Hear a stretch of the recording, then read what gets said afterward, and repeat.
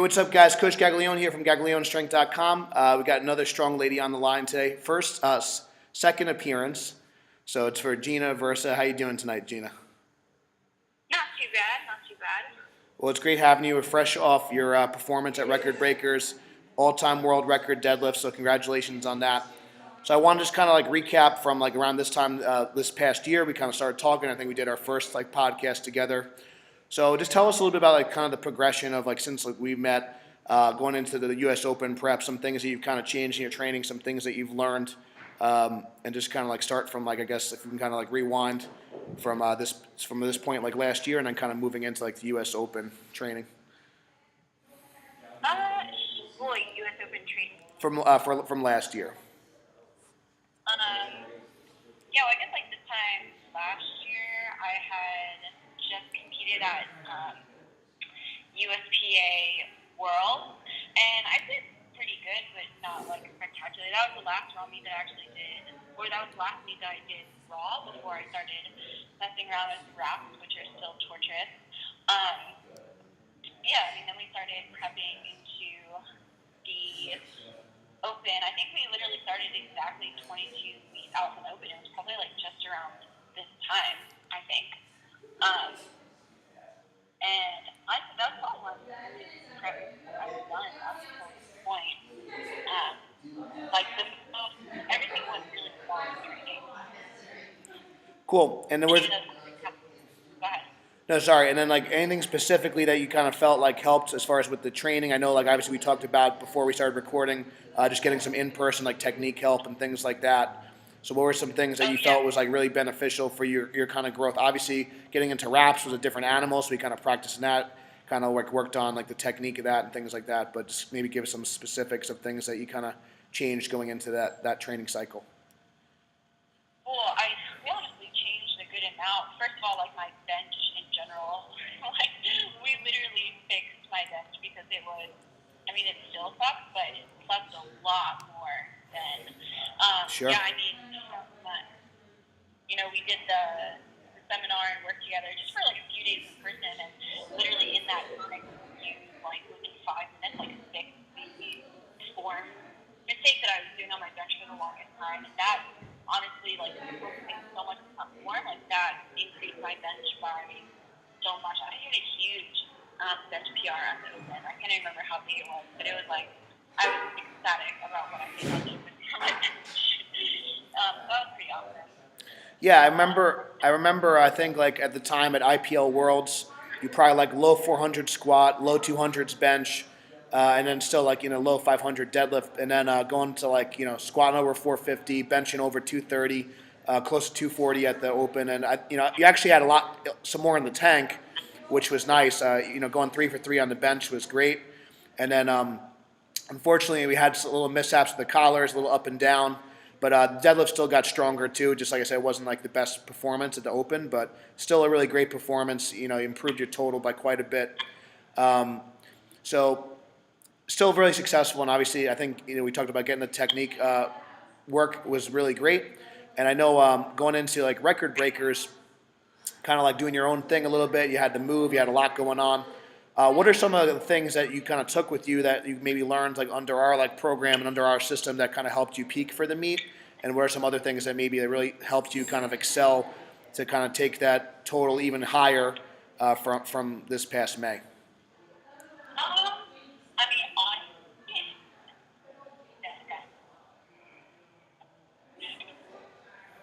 the other bakers was just form.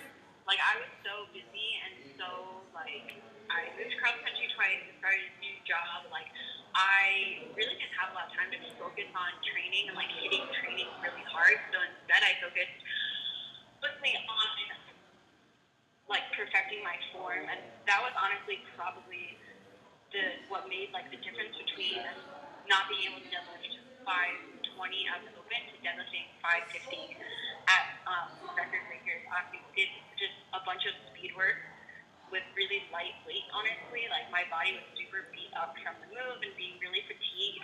So I wasn't really in any shape to be lifting heavy weights consistently every week. So instead, I worked with really light weight. I was doing hundreds of reps with light weight to drill in really good form.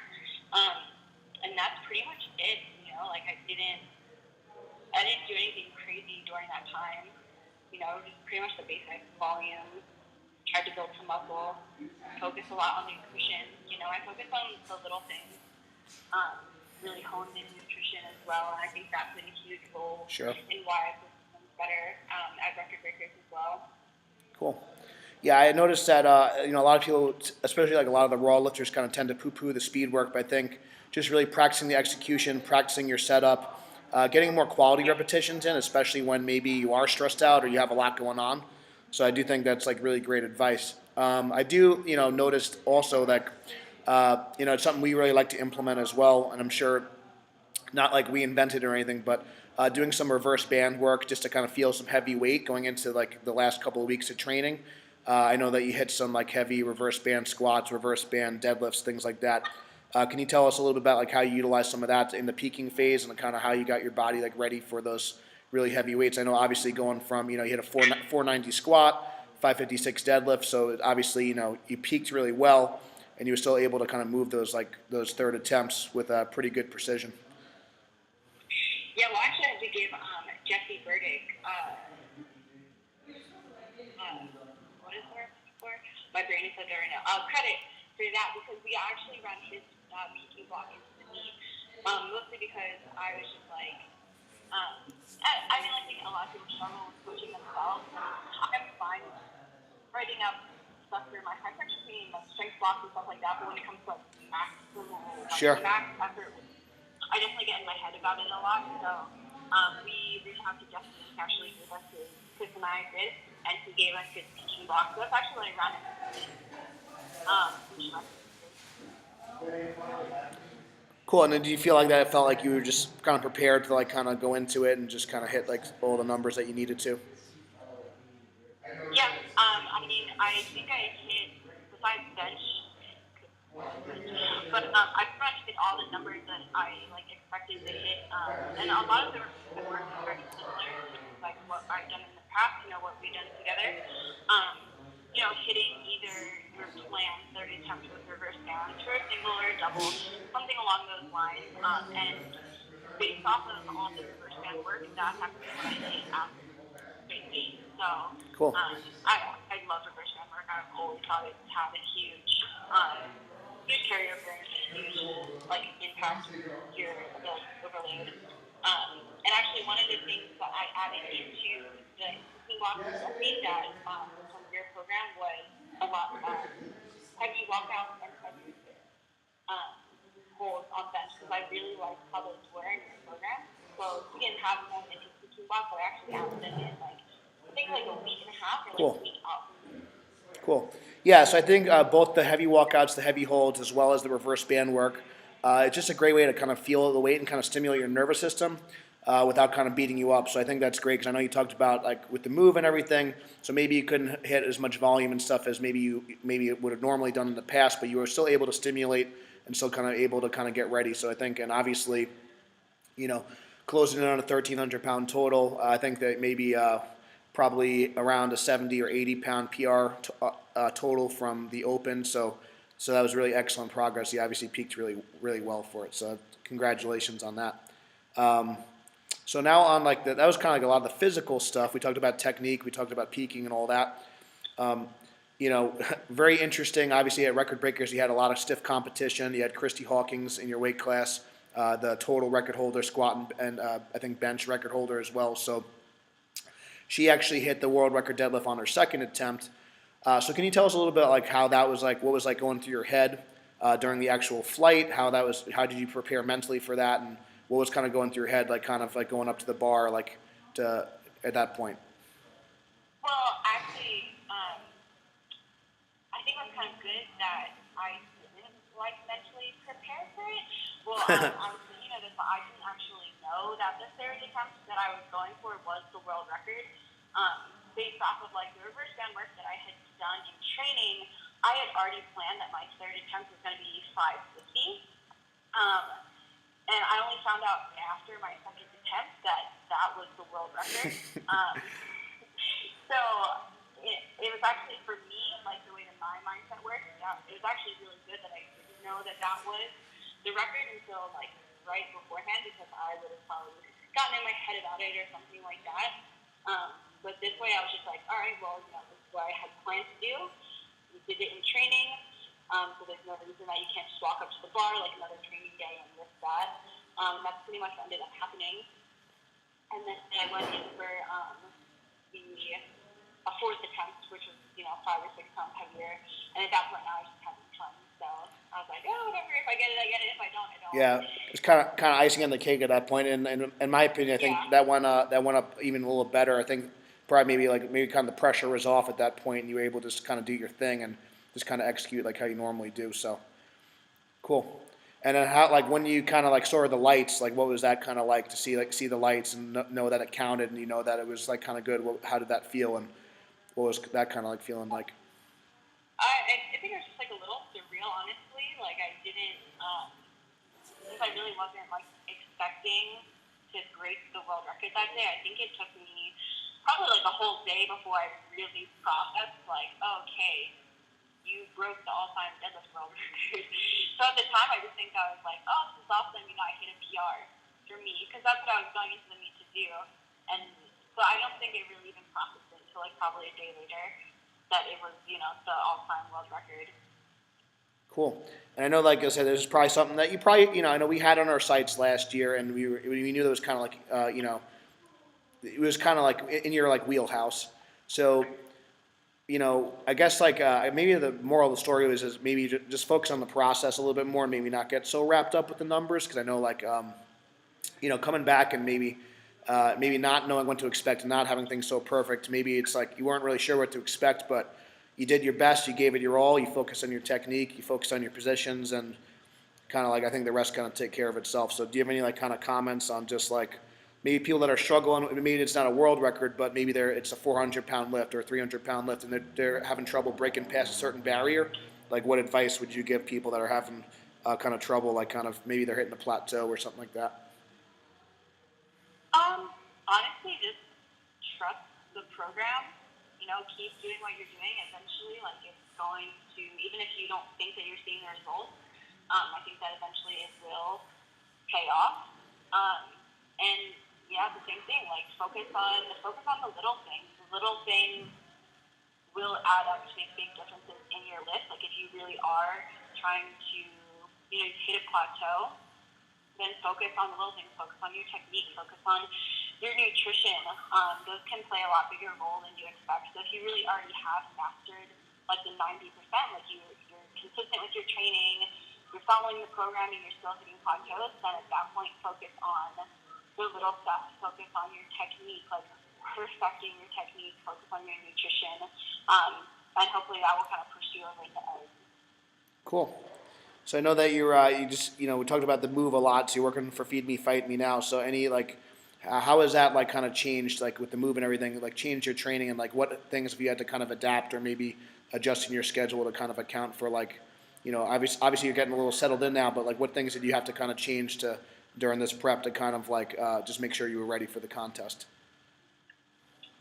Honestly, I wasn't to be completely honest. I felt I went into the instructor breakers really thinking that I kind of half-assed the entire prep, because things hadn't gone perfectly in the past. Because I had a very flexible schedule, I could train whenever I wanted. I could eat whenever I wanted. So to me, that was a perfect prep. And this prep, it was more oh, I might have to rush my training. There were some days where I couldn't train usually. I couldn't take 4 hours, and I have to rush through my training, but I still just, I still got it done. As far as kind of what was the question? No, just things. No, I think you answered it. Kind of what did you kind of change? So I think sometimes I know when you're busy, you tend to okay, well, I got to get in and out in an hour. I have an hour, and I got to do it. And you tend to be a little bit more focused, and you maybe do the things you got to do, and maybe you kind of eliminate some of the fluff because you don't have. That's what I did. There were days where I went in and I was all right, I only have time for my main lift and my secondary movement. So, too bad I'm not doing accessories today, but at least I did something. Yeah. So that's pretty much it. I think that's good to hear because sometimes people think people that maybe break a world record or at this high level, even not just maybe an intermediate lifter, they need this perfect program, they need this perfect training cycle. And a lot of times if you just kind of put in the effort and you just do your best and you just kind of like maybe not stress so much, because I think you do a really good job of like probably having fun with it and not stressing so much all the time. Like you do a good job of like just keeping your cool and being calm. I think that really goes a long way. And if you're always trying to figure out like how to be perfect, well, it's never going to really be perfect. And you didn't have this perfect situation, but you made the best of it, and you still got like a really great result. So I think that's good for people to hear that hey, even if you don't have this perfect training schedule, this perfect life, this perfect rest, perfect training, you could still get great results and you could still make great progress. So I think that's really cool. It's great to hear, and obviously, like I said, it's really exciting for me because I know like how much effort you put into this, and I knew like I always knew like you were capable of it, and it was just really cool to like see in person. So I just wanted to just let you know that. So that was a very proud moment for sure for me. It was definitely a fun day, like all around, and you were so helpful. Like and honestly, having any sort of support on like meet day is always super super helpful. You're always even when you're not stressed out, you're stressed out. There's timing, there's warm up, there's everything. So it's always helpful to get like however much whoever's there to help. I'm always like, yes, please, do whatever you can. It's gonna be helpful. All right, cool. Thanks, Gina. I know you're busy. I don't want to take up too much of your time, but where can people find you if they want to hear more about what you're doing and see what you got going on? You can find me at Gina Hasselhoff. I forgot my Instagram name. Gina Hasselhoff on Instagram, and I recently made a YouTube. I don't know how to direct you there because I'm not super YouTube savvy, but if you search my name, I'm pretty sure I'm the first one that comes up. So you can search me there too, like more in-depth videos and stuff like that. Very cool. And then definitely check out Feed Me, Fight Me. They got great stuff. I know a lot of our girls love the gear. But yeah, so we wishing you the best of luck for your next preps coming up soon before you know it. But definitely enjoy the time off and definitely celebrate your win.